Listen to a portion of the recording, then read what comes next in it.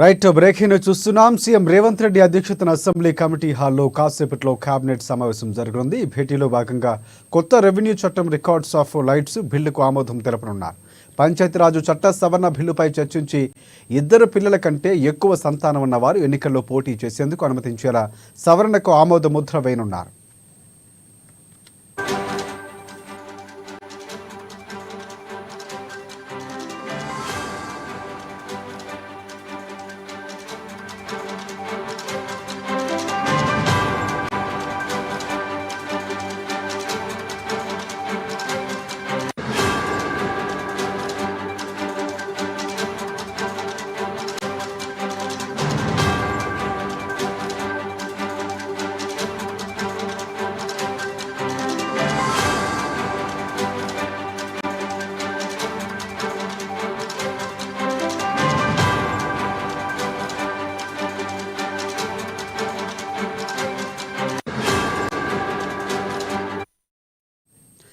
అదేవిధంగా రైతు భరోసా పథకానికి సంబంధించి విధి విధానాలు ఖరారు చేసే అవకాశం ఉంది. మరోవైపు యాదాద్రి, భద్రాద్రి థర్మల్ విద్యుత్ కేంద్రాల నిర్మాణం, ఛత్తీస్గఢ్ విద్యుత్ కొనుగోలు ఒప్పందాలపై justice Madan B Lokur commission ఇచ్చిన నివేదికను మంత్రివర్గం పరిశీలించనుంది. ఫార్ములా రేసింగ్ వ్యవహారంలో మాజీ మంత్రి కేటీఆర్పై కేసు నమోదు చేసేందుకు గవర్నర్ ఆమోదం తెలిపిన నేపథ్యంలో తదుపరి కార్యాచరణపై కేబినెట్లో చర్చించి ఒక నిర్ణయానికి వచ్చే అవకాశం ఉంది.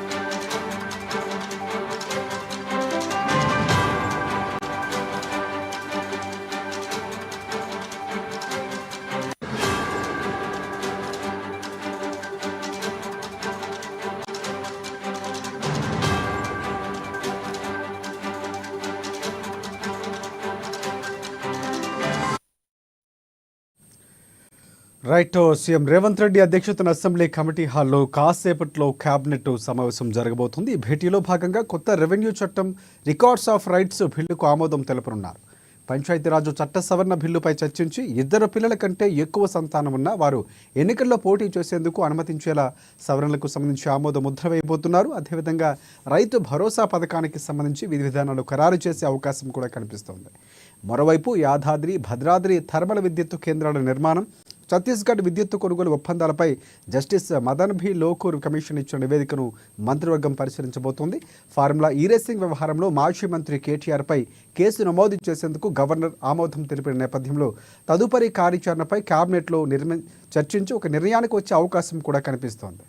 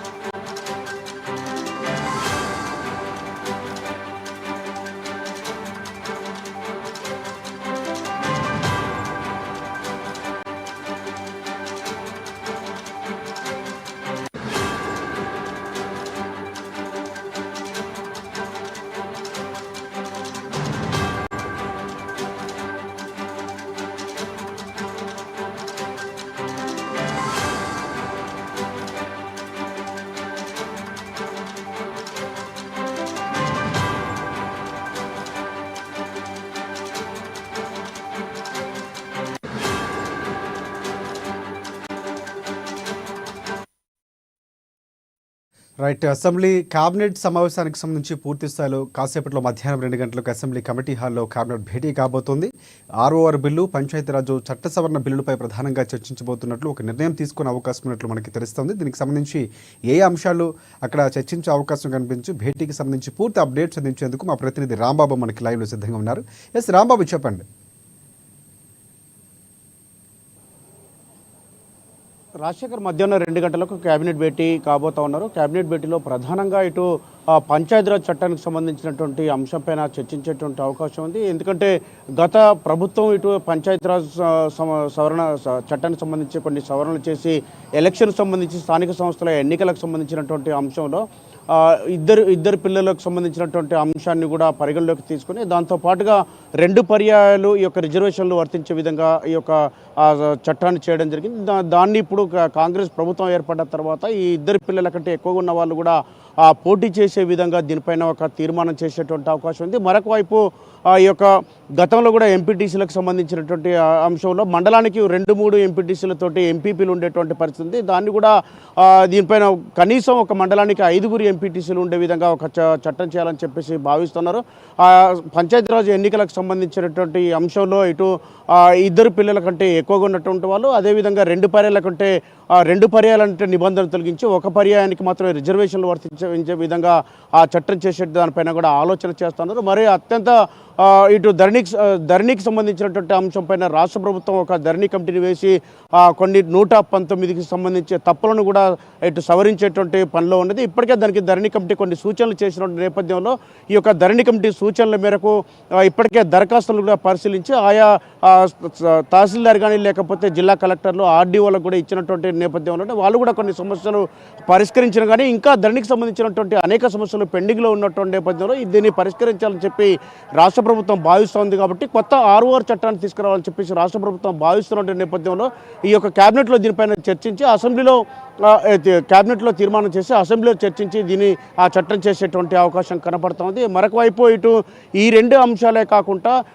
ఇటు సంక్రాంతికి రైతు భరోసా ఉంటుందని చెప్పేసి ఇప్పటికే రాష్ట్ర ముఖ్యమంత్రి చెప్పినటువంటి నేపథ్యంలో రైతు భరోసా పైన విధి విధానాలు ఇప్పటికే ముసాయిదా కూడా దీని మీద చర్చ కేబినెట్ సబ్ కమిటీ కూడా ఒక నివేదిక ఇచ్చిన నేపథ్యంలో ఈ కేబినెట్ సబ్ కమిటీ ఇచ్చినటువంటి నివేదికను అసెంబ్లీలో చర్చించి దానిపైన విధి విధానాలు ప్రకటించేటువంటి అవకాశం కూడా కనపడుతోంది. సంక్రాంతి నుండి రైతు భరోసా ఇవ్వాలని చేయాలని చెప్పేసి రాష్ట్ర ప్రభుత్వం భావిస్తూ ఉన్నది. దీనిపైన కూడా ఈ యొక్క క్యాబినెట్ భేటీలో దీనిపైన చర్చించేటువంటి అవకాశం ఉంది. ముఖ్యంగా ఇటు కేటీఆర్కి సంబంధించినటువంటి ఫార్ములా ఈ రేసుకి సంబంధించినటువంటి అంశంలో ఇప్పటికే గవర్నర్ కూడా ఇటు అనుమతించినటువంటి నేపథ్యంలో దీనిపైన మరి ఇప్పటికే చర్యలు తీసుకోవాలని చెప్పేసి రాష్ట్ర ప్రభుత్వం భావిస్తున్నది. కాబట్టి కేటీఆర్ వ్యవహారం పైన కూడా ఈ క్యాబినెట్లో చర్చించి దానిపైన అసెంబ్లీలో చర్చించేటువంటి అవకాశం ఉన్నది. మరొక వైపు ఇటు క్యాబినెట్ భేటీలో ఇప్పటికే ఇటు ఆసరా పెన్షన్లకు సంబంధించినటువంటి అంశం పైన కూడా చర్చిస్తారని చెప్పేసి తెలుస్తూ ఉన్నది. ఈ యొక్క క్యాబినెట్ భేటీలో ఆసరా పెన్షన్లు సంక్రాంతికి ఇవ్వాలంటే ఆలోచనలో ఉన్నట్టు తెలుస్తోంది. మరొక వైపు 12,000 రూపాయలు ఏదైతే రైతు కూలీలకు ఉపాధి హామీ కూలీలకు సంవత్సరానికి 12,000 ఇచ్చేటువంటి అంశం పైన కూడా ఈ యొక్క క్యాబినెట్ భేటీలో ప్రస్తావనకు వచ్చేటువంటి అవకాశం ఉంది. ఈ యొక్క అంశాలను ఇటు క్యాబినెట్లో చర్చించిన తర్వాత అసెంబ్లీలో క్యాబినెట్లో తీర్మానించి అసెంబ్లీలో చర్చించి దీనిపైన ప్రభుత్వం ఒక నిర్ణయం తీసుకున్నటువంటి అవకాశం ఉన్నది.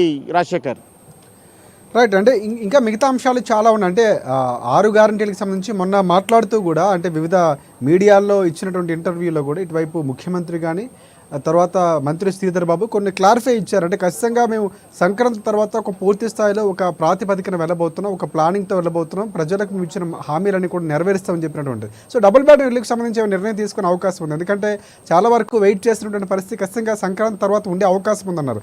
దానికి సంబంధించి ఏమైనా ప్రకటన వచ్చే అవకాశం ఉందంటారా?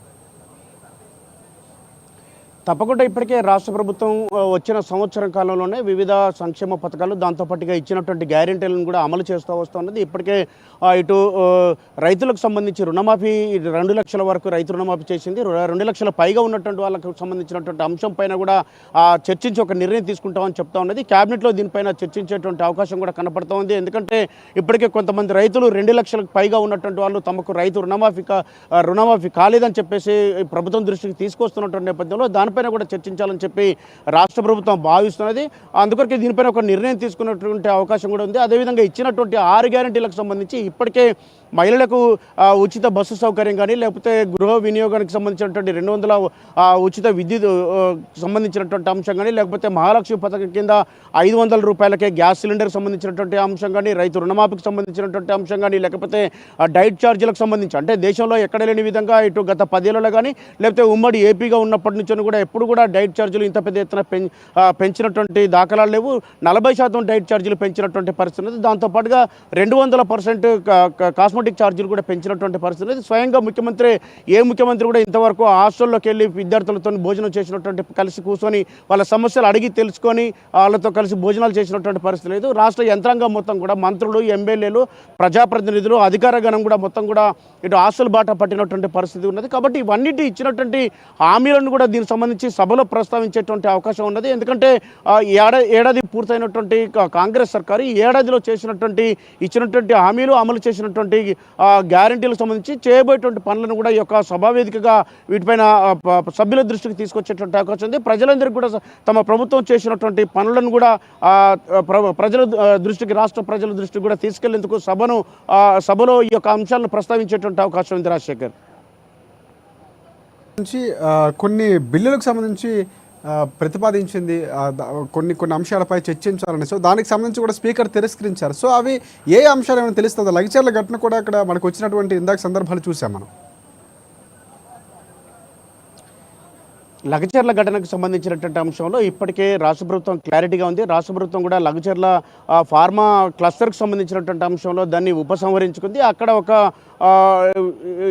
టెక్స్టైల్ పార్క్కు సంబంధించినటువంటి ఇండస్ట్రీని ఏర్పాటు చేయాలని చెప్పేసి భావిస్తాను. ఇది ఇప్పటికే ప్రజల దృష్టికి కూడా తీసుకెళ్లడం జరిగింది. ఇటు మహబూబ్నగర్ వేదికగా ఇటు ముఖ్యమంత్రి రేవంత్ రెడ్డి స్వయంగా అక్కడ ఉన్నటువంటి ప్రజల దృష్టికి కూడా తీసుకెళ్లడం జరిగింది. అక్కడ ఉన్నటువంటి విద్యార్థులకు కానీ లేకపోతే అక్కడ ఉన్నటువంటి ఎస్సీ, ఎస్టీ, బీసీ పేద విద్యార్థులకు లేదా పేదలకు వీళ్ళందరికీ కూడా అక్కడ ఇచ్చినటువంటి భూమి ఇచ్చేటువంటి రైతులందరికీ కూడా ఎక్కడ నష్టం చేకూర్చకుండా ఇచ్చినటువంటి దానికి 3 రెట్లు ఎక్కువగా ఇటు పరిహారం ఇస్తూనే వాళ్ళకి ఇంటికొక ఉద్యోగం కూడా ఇచ్చే విధంగా ఇటు ఆ టెక్స్టైల్ పార్క్ కానీ అక్కడ ఏదైనా ఇండస్ట్రీలు ఏర్పాటు చేస్తే ఇస్తామని చెప్పడం జరిగింది. లగచర్లను కేవలం ఇటు బీఆర్ఎస్ ఉద్దేశపూర్వకంగానే అక్కడ ఉన్నటువంటి మాజీ ఎమ్మెల్యే పట్నం నరేందర్ రెడ్డి అతని అనుచరులతోటి అక్కడ కావాలని చెప్పి అమాయక గిరిజనులను వాడుకొని అక్కడ అమాయక గిరిజనులను బలి చేసి ఇక్కడ ఈ యొక్క కేసులో వాళ్ళని ఇరికించారని చెప్పేసి దాంతో అక్కడ ఉన్నటువంటి ఎస్సీ ఎస్టీ బీసీలకు సంబంధించినటువంటి భూములను గుంజుకున్నటువంటి ప్రయత్నం ఎక్కడ ప్రభుత్వం చేపడతలేదని చెప్పి కేవలం అక్కడ అభిప్రాయ సేకరణ చేయడానికి మాత్రం వెళ్ళినటువంటి వాళ్ళపైన దాడి చేసినటువంటి పరిస్థితి, ఆ తర్వాత జరిగినటువంటి పరిణామాలపైన రాష్ట్ర ప్రభుత్వం ఈ యొక్క లగ్చర్లకు సంబంధించినటువంటి ఫార్మా క్లస్టర్ను వెనక్కి తీసుకుంది. అక్కడ ఇండస్ట్రియల్ పార్క్ను ఏర్పాటు చేయాలని చెప్పేసి భావిస్తున్న నేపథ్యంలోనే అక్కడ ఉన్నటువంటి ప్రతి ఒక్కరికి కూడా ఇంటికొకరికి ఉపాధి కల్పించాలని చెప్పి, చదువుకున్నటువంటి విద్యార్థులకు ఉపాధి కల్పించాలని చెప్పి రాష్ట్ర ప్రభుత్వం భావిస్తూ ఉంది. కాబట్టి అక్కడ ఉన్నటువంటి ప్రజలు ఇప్పుడు స్వచ్ఛందంగా ముందుకు వస్తూ ఉన్నారని చెప్పేసి రాష్ట్ర ప్రభుత్వం చెప్తా ఉంది. కాబట్టి దీనిపైన ఎక్కడ ఎలాంటి వివాదం లేకుండా ముందుకెళ్లాలని చెప్పేసి రాష్ట్ర ప్రభుత్వం భావిస్తున్నది. రాజశేఖర్, అంటే గత ప్రభుత్వమే ఇచ్చింది, ఇప్పుడు ఆ ప్రభుత్వమే దానికి సంబంధించి పోరాటం చేసే ప్రయత్నం, ఏదో రాజకీయం చేసే ప్రయత్నం చేస్తుంది, ఆ కోణంలోనే అనుకోవచ్చు మనం. ఎందుకంటే పూర్తిగా అనుమతులు ఇచ్చింది గత బీఆర్ఎస్ ప్రభుత్వం, దానికి అన్ని పర్మిషన్స్ ఇచ్చింది, క్లారిటీగా దానికి సంబంధించినటువంటి పత్రాలతో సహా మీడియా ముందు ప్రభుత్వం మంత్రులు ప్రవేశపెట్టినటువంటి సందర్భాలు అక్కడ చూసినటువంటి సందర్భాలు కూడా ఉన్నాయి. సో ఎందుకంటే రాజకీయం కోసం అనుకోవచ్చు మనం.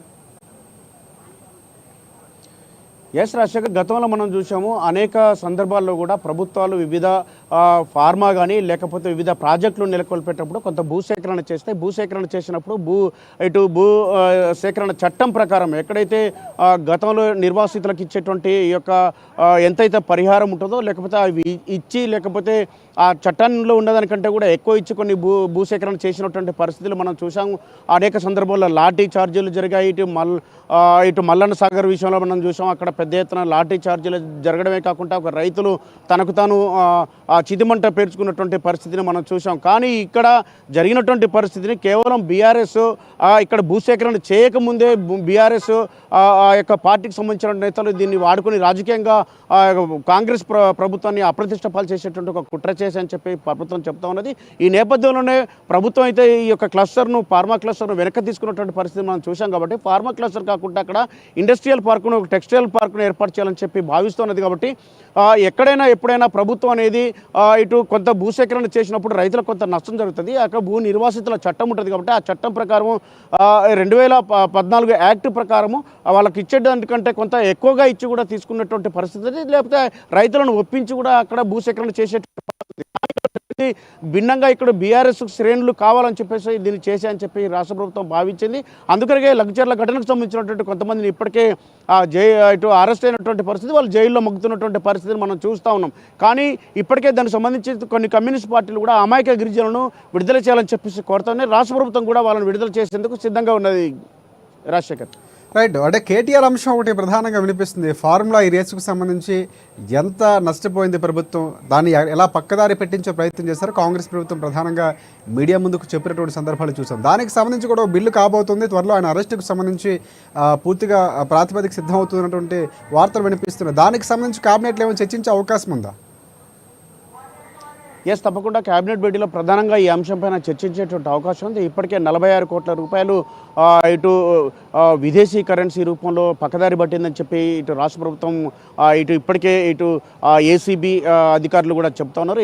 ఏసీబీ కూడా రాష్ట్ర ప్రభుత్వం దృష్టికి తీసుకురావడం జరిగింది. దాన్ని గవర్నర్ దృష్టికి తీసుకెళ్లినటువంటి నేపథ్యంలో గవర్నర్ కూడా దీనిపైన కేటీఆర్ సంబంధించినటువంటి ఫార్ములా ఈ రేస్ సంబంధించినటువంటి అంశం పైన ఇటు అనుమతి ఇవ్వడంతో దీనిపైన చర్చ జరుగుతూ ఉన్నది. ఒకవైపు రాష్ట్ర వ్యాప్తంగా